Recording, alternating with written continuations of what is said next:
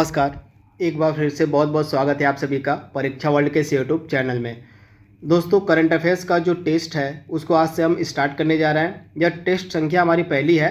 तो आज का जो हमारा टेस्ट है इसमें टोटल 50 महत्वपूर्ण प्रश्नों को हम डिस्कस करेंगे। डेली जो भी टेस्ट हम आप तक पहुंचाएंगे करंट अफेयर्स का, उसमें हम 50 प्रश्नों को डिस्कस किया करेंगे। लगभग 12 से 13 जो करंट अफेयर्स के और टेस्ट होंगे वो हम आप तक पहुँचाएँगे एग्ज़ाम से पहले, यानी कि एग्ज़ाम आज जब तक आपका 20 से स्टार्ट होने वाला है तो 20 तारीख से पहले ही हम लगभग 3-4 दिन पहले तक ही ये 12 से 13 टेस्ट हम आप तक पहुंचा देंगे।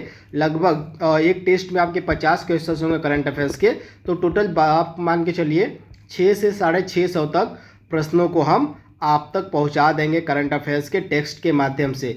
तो लगभग आपकी 10 नंबर की जो तैयारी है करंट अफेयर्स की वो आपकी पूरी हो जाएगी अगर आप इन सभी टेस्ट को बिल्कुल ध्यान से डेली बेसिस पर अटेंड करते हैं। तो आपको पता है कि 10 नंबर का टोटल जो है करंट अफेयर्स पूछा जाएगा पीईटी के एग्जाम में। तो इस 10 नंबर की जो पूरी तैयारी है हम टेस्ट के माध्यम से करेंगे। तो आज ये हमारा पहला टेस्ट है, इसमें हम 50 क्वेश्चन जो कवर करेंगे। तो चलिए वीडियो को शुरू करते हैं और देख लेते हैं कि आज का हमारा जो पहला टेस्ट है इसमें हमने कौन कौन से महत्वपूर्ण 50 प्रश्नों को जगह दी हुई है। आपको जो है 3 से 4 सेकंड का समय मिलेगा प्रत्येक प्रश्न को सॉल्व करने के लिए, तथा आप कितना इन प्रश्नों में से सॉल्व कर पा रहे हैं अपनी तैयारी को आंकने के लिए जो है वीडियो को पॉज करते हुए क्वेश्चंस को सॉल्व करते हुए चलिएगा, तथा कमेंट बॉक्स में लास्ट में आप हमें बताइएगा कि आप इन करंट अफेयर्स के प्रश्नों में से कितना सही कर पा रहे हैं। तो चलिए वीडियो को शुरू करते हैं। तो पहला सुपर इम्पॉर्टेंट प्रश्न आपके स्क्रीन पर है। किस अंतरिक्ष एजेंसी ने शुक्र ग्रह पर अपना पहला ऑर्बिटर भेजने की घोषणा की है? Very very important. तो शुक्र ग्रह पर जो अपना पहला ऑर्बिटर है यह भेजेगी यूरोपियन स्पेस एजेंसी, यानी कि ऑप्शन आपका जो ए बिल्कुल सही है। जो यूरोपियन स्पेस एजेंसी है ईएसए है, यह शुक्र ग्रह पर अपना जो है पहला ऑर्बिटर भेजेगी जिसका नाम है इनविजन। क्या नाम है? तो इसके ऑर्बिटर का नाम है इनविजन, जो कि शुक्र ग्रह पर भेजा जाएगा ईएसए यानी कि यूरोपियन स्पेस एजेंसी के द्वारा। तो आप इसे याद रखिएगा, वेरी वेरी इंपॉर्टेंट। इसके अलावा रास्कोसमोस किस देश की स्पेस एजेंसी है? तो रूस की है। रसिया की स्पेस एजेंसी को रास्कोसमोस कहते हैं। और नासा अमेरिका की है। सीएनएससी जो है स्पेस एजेंसी आपको मिलेगी चाइना की। तो इसे आप ध्यान दीजिएगा। इसके बाद अगला प्रश्न है, और पराक्रम दिवस किसके जन्म दिवस के रूप में हम आपको बताना है कि जो पराक्रम दिवस है इसको हम किसके जन्म दिवस के रूप में मनाते हैं? Very very important. तो जो पराक्रम दिवस है इसको जो है मनाने का निर्णय लिया गया है और किसके जन्म दिवस के रूप में? तो सुभाष चंद्र बोस के जन्मदिवस जो होगा सुभाष चंद्र बोस का 23 जनवरी को जो होता है उसको जो है केंद्र सरकार पराक्रम दिवस के रूप में मनाएगी। तो राइट आंसर हो जाएगा आपका ऑप्शन बी। तो आप इसे याद देखिएगा, सुभाष चंद्र बोस का जो जन्म दिवस होता है 23 जनवरी को, उसको पराक्रम दिवस के रूप में मनाने का डिसीजन लिया गया है केंद्र सरकार के द्वारा। तो ऑप्शन बी आपका बिल्कुल सही है। अगला प्रश्न आपका है, फ्रेंच ओपन 2021 का पुरुष वर्ग में विजेता कौन रहा? आपको बताना है। तो आप याद रखिएगा, फ्रेंच ओपन 2021 का पुरुष वर्ग का खिताब जीता नोवाक जोकोविच ने। ये कहाँ के रहने वाले हैं? तो ये सर्बिया के रहने वाले हैं। नोवाक जोकोविच जो हैं ये सर्बिया के रहने वाले हैं, तथा इन्होंने फ्रेंच ओपन 2020 पुरुष वर्ग का खिताब जीता। इसके अलावा इन्होंने जो है ऑस्ट्रेलियन ओपन का भी पुरुष वर्ग में खिताब जीता था। इसे भी आप याद देखिएगा, ऑस्ट्रेलियन ओपन 2021 का भी और फ्रेंच ओपन 2021 का भी पुरुष वर्ग में खिताब जीता आपका नोवाक जोकोविच ने। अगला प्रश्न है, और भारत ने किस देश के साथ कृषि क्षेत्र में 3 साल का ज्वाइंट प्रोग्राम पर समझौता किया है? Very very important. तो हाल ही में भारत ने जो है किस देश के साथ कृषि क्षेत्र में 3 वर्ष के लिए ज्वाइंट कार्यक्रम पर समझौता किया है? तो भारत ने इजराइल के साथ किया है। तो राइट आंसर आपका जाएगा ऑप्शन सी यानी कि इजराइल। अगला प्रश्न है, युवा पीएम योजना किस मंत्रालय की पहल है? Very very important. तो युवा जो पीएम योजना है यह शिक्षा मंत्रालय की पहल है। तो राइट आंसर आपको जाएगा शिक्षा मंत्रालय। तथा इस युवा का पूरा नाम क्या होता है? तो आप याद देखिएगा, यंग अपकमिंग। क्या हो जाएगा? Young upcoming and versatile authors. क्या हो जाएगा? Versatile authors.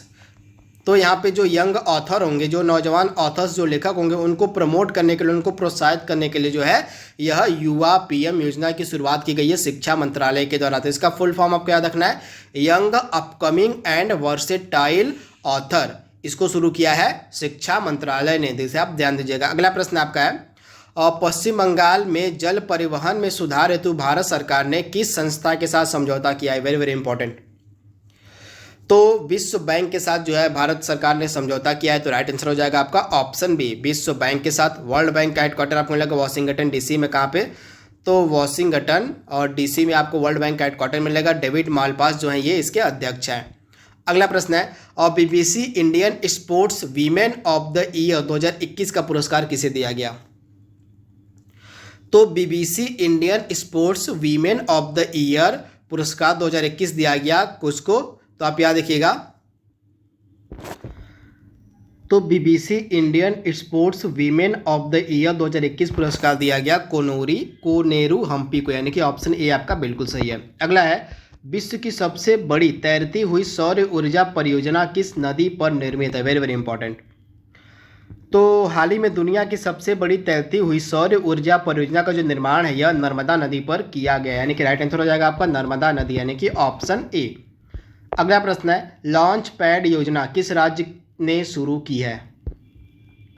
तो लॉन्च पैड योजना की जो शुरुआत है यह मध्य प्रदेश की गवर्नमेंट के द्वारा किया गया। तो राइट आंसर आपका हो जाएगा मध्य प्रदेश। अगला है, भ्रष्टाचार कम करने तथा पारदर्शिता को बढ़ाने के लिए किस राज्य या केंद्र शासित प्रदेश ने सतर्क नागरिक मोबाइल ऐप लॉन्च किया है? Very very important.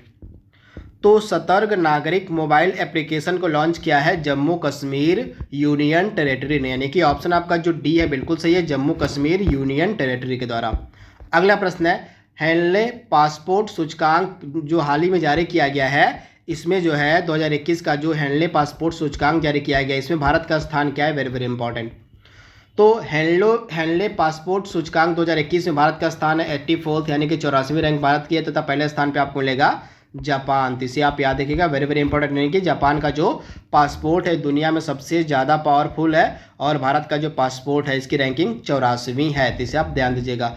अगला प्रश्न है, 2021 में यूनाइटेड नेशंस द्वारा जारी रिपोर्ट के अनुसार सबसे ज़्यादा भारतीय प्रवासी कहाँ पर हैं, किस देश में है? तो 2021 में यूनाइटेड नेशंस की जो रिपोर्ट जारी की गई है उसके अनुसार सबसे ज़्यादा जो प्रवासी भारतीय हैं ये संयुक्त राज्य अमीरात में आपको मिलेंगे, यानी कि यूएई में, यूनाइटेड अरब अमीरात जो है यहाँ पे सबसे ज़्यादा प्रवासी भारतीय देखने को मिले यूएन की रिपोर्ट में जो 2021 में प्रकाशित की गई। अगला प्रश्न है, और राष्ट्रीय युवा दिवस 2021 की थीम क्या है? तो राष्ट्रीय युवा दिवस 2021 की थीम क्या थी? तो आप ध्यान दीजिएगा, युवा उत्साह नए भारत का, यानी कि ऑप्शन आपका ए बिल्कुल सही है, युवा नए उत्साह भारत का यह राष्ट्रीय युवा दिवस 2021 की थीम थी। तो वेरी वेरी इंपॉर्टेंट, आप इसे याद रखिएगा। भारत में जो विवेकानंद जी का बर्थडे होता है, जन्म दिवस होता है, उसको हम भारत में राष्ट्रीय युवा दिवस के रूप में मनाते हैं। तो आप इसे ध्यान दीजिएगा। अगला प्रश्न है, द कॉमनवेल्थ ऑफ क्रिकेट, इस पुस्तक के लेखक कौन है? तो इस पुस्तक के लेखक कौन है? तो रामचंद्र गुहा, यानी कि ऑप्शन आपका ए बिल्कुल सही है, द कॉमनवेल्थ ऑफ क्रिकेट पुस्तक के लेखक है रामचंद्र गुहा, यानी कि ऑप्शन ए।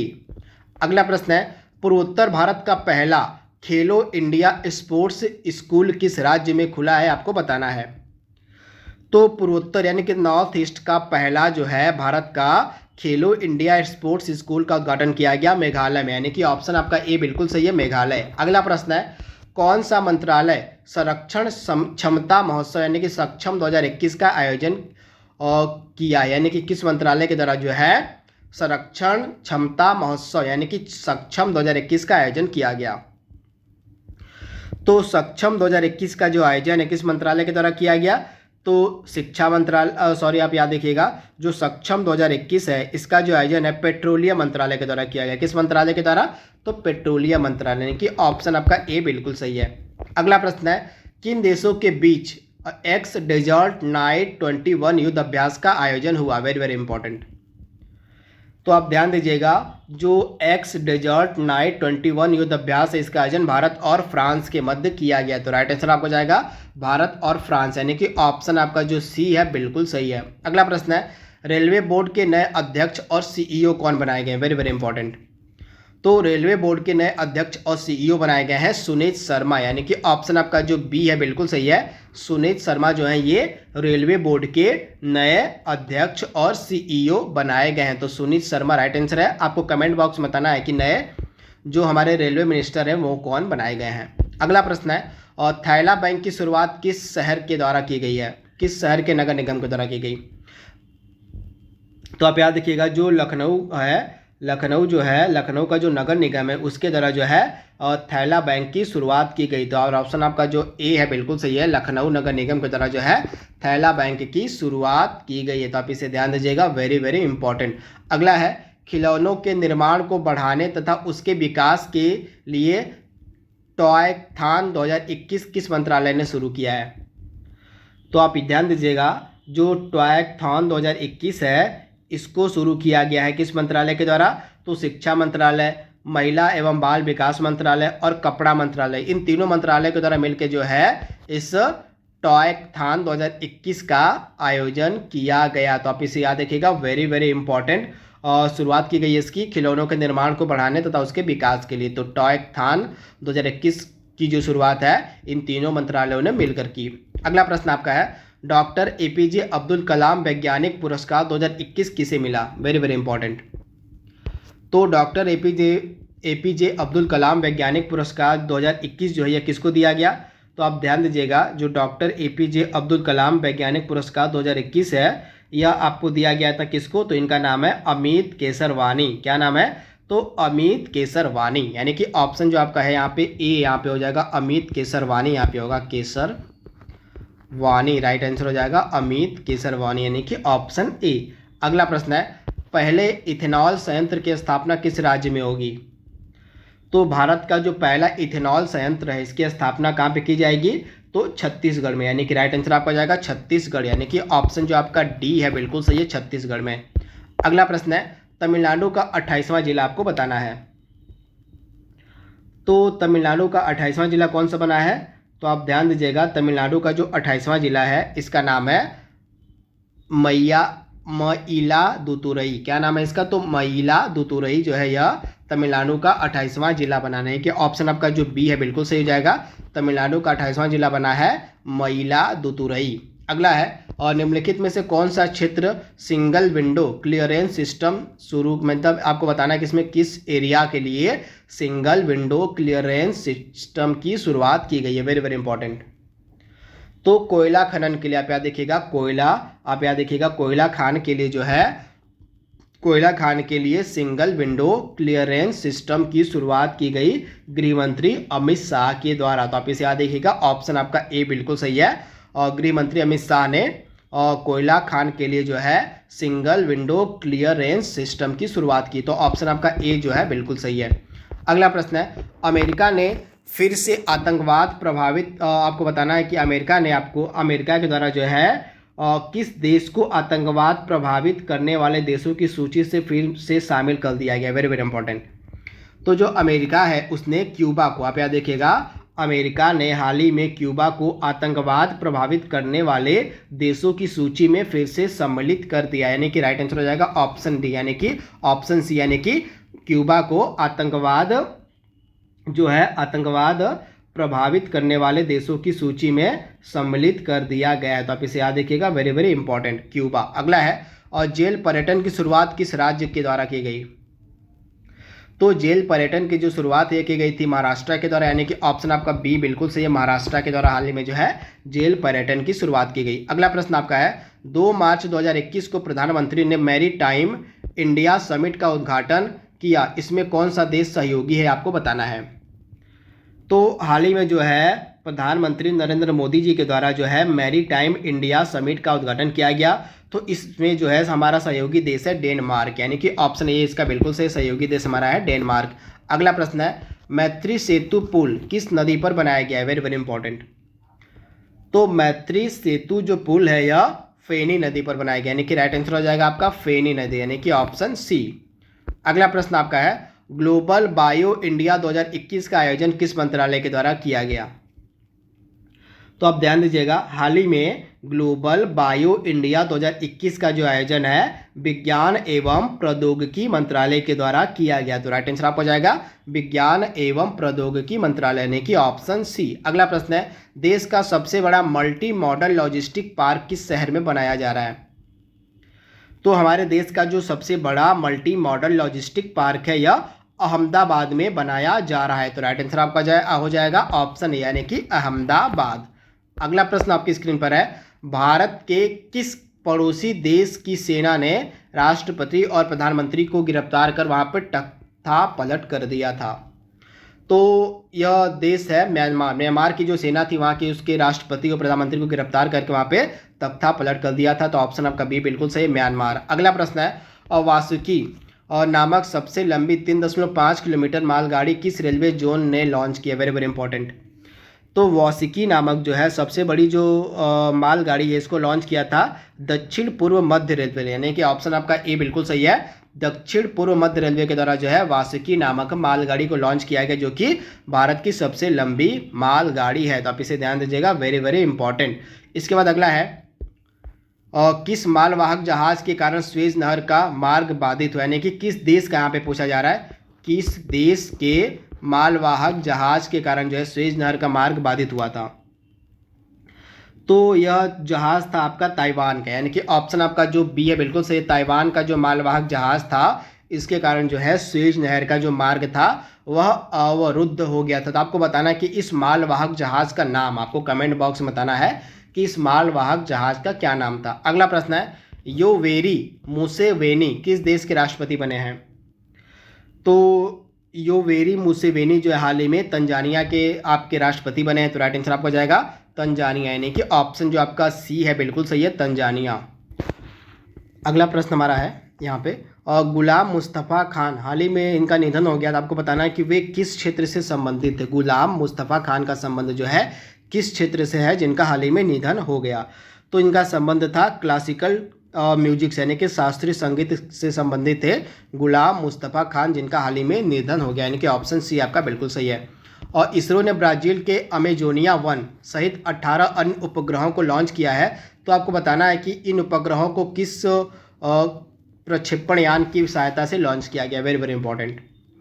तो यह प्रक्षेपण यान था आपका PSLV C51। इसी की मदद से जो है इसरो ने ब्राज़ील के अमेजोनिया 1 सहित 18 अन्य उपग्रहों को लॉन्च किया था। तो PSLV C51 राइट आंसर हो जाएगा ऑप्शन ए। अगला प्रश्न आपका है, all time favourite for children पुस्तक के लेखक कौन है? Very very important. तो ऑल टाइम फेवरेट चिल्ड्रेन पुस्तक के लेखक कौन है? तो इस पुस्तक के लेखक आपके हैं इनका नाम है रस्किन बॉन्ड। क्या नाम है? तो रस्किन बॉन्ड इस पुस्तक के लेखक हैं। इसके अलावा हाल ही में 2 अन्य बुक भी लिखी गई है इनके द्वारा। एक है होप ऑन, हो गया आपका, होप ऑन भी पुस्तक इन्हीं के द्वारा लिखी गई है रस्किन बॉन्ड के द्वारा। और एक है अ सॉन्ग ऑफ इंडिया। क्या पुस्तक का नाम है?